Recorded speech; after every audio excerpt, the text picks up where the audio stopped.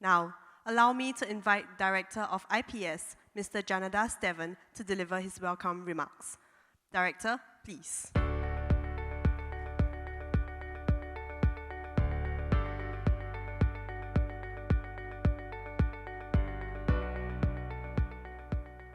Emeritus Senior Minister, our lifelong patron, he has tried to get out of this a few times and we've never let him, and Mrs. Goh Chok Tong, Ambassador Tommy Koh, our special advisor, and still our mascot, the many distinguished guests, friends, colleagues. Madam President will be honoring us with her presence in a little while. I'm very happy that we are able to have her at IPS, at the IPS event before her presidency comes to an end in a few months. I think posterity will record her presidency as the most significant in our history, not only because she was the first woman to occupy this office, and hopefully not the last, but above all, because she was a crisis president.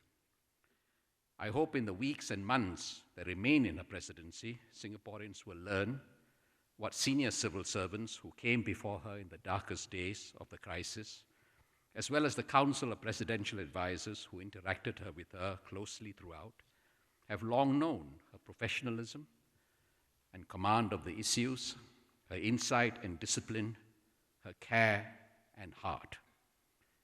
I'm sure all of you are looking forward to the dialogue Madam President will hold with Mr. Patrick Daniel in a while.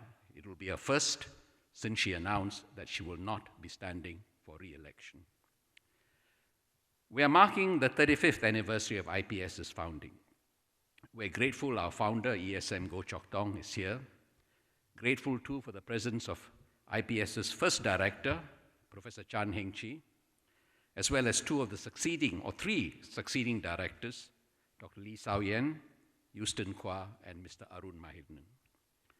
I'm happy too for the presence of a number of our distinguished S.R. Nathan Fellows, and we have quite a distinguished list. Mr. Lim Seong Guan is here, Mr. Bilahari Kausikan, Dr. Nolene Hazer, Professor Wang Gangwu, and of course Heng Chee and Patrick, who are also Nathan Fellows. IPS, as all of you know, is a government-funded public policy think tank. We get an annual grant from the government. Many of the research projects, not all, that we conduct are commissioned by government agencies. Of especial importance to us is the one-to-one matching grant we receive from the Ministry of Education for every dollar that we raise from our generous donors and corporate associates, many of whom present here tonight.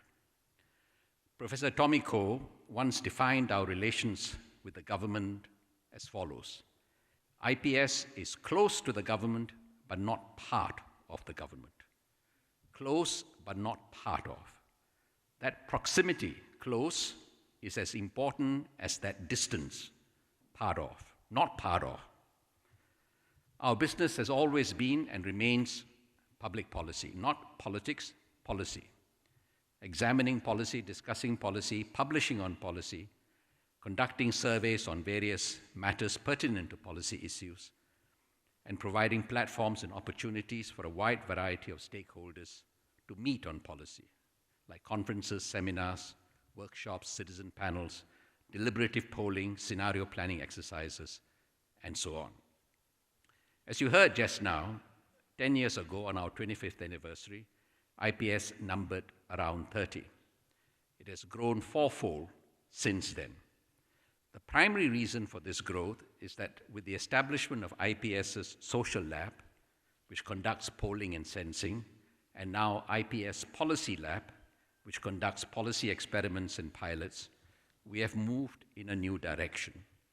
Not only researching, talking, and writing about policy, but also experimenting with policy, testing policy ideas, running pilots, figuring out what might work, what doesn't.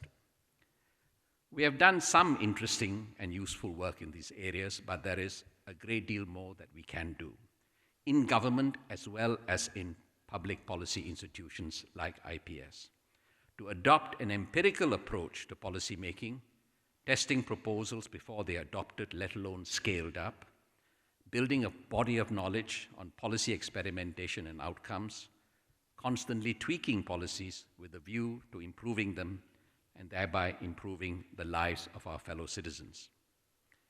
I might mention here two projects that will be close to the heart of ESM to give you a glimpse of what we do. One, we studied the motivations, stresses, and needs of private hire vehicle drivers and food delivery riders.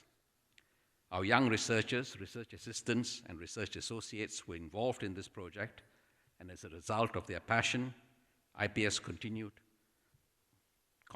to ongoing efforts to improve the working conditions of platform workers.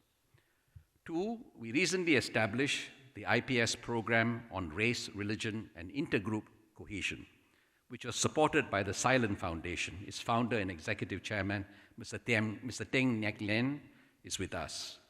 Among other things, the program has developed a 4-hour course and later an 8-hour course to help people, I quote, A, discover their biases, B, navigate cultural sensitivities, and C, act to build better relations. Discover, navigate, act, or DNA. I haven't subjected myself to this course, but I've been told you saw somebody wearing goggles just now. I'm not sure whether that's the one that Apple just produced. That will include the use of biosensors, presumably to pick up prejudices in the pupils of your eyes, as well as virtual reality simulations and a forum theater segment. These are some of the ways we hope to be of use to the public service, to our various stakeholders, and to the people of Singapore. If we succeed, there is no reason why we should not be around for another 15 years to celebrate the 50th anniversary of IPS, when our patron will be close to 100. Thank you all for gracing this occasion. We are grateful. I hope you enjoy the evening. Thank you.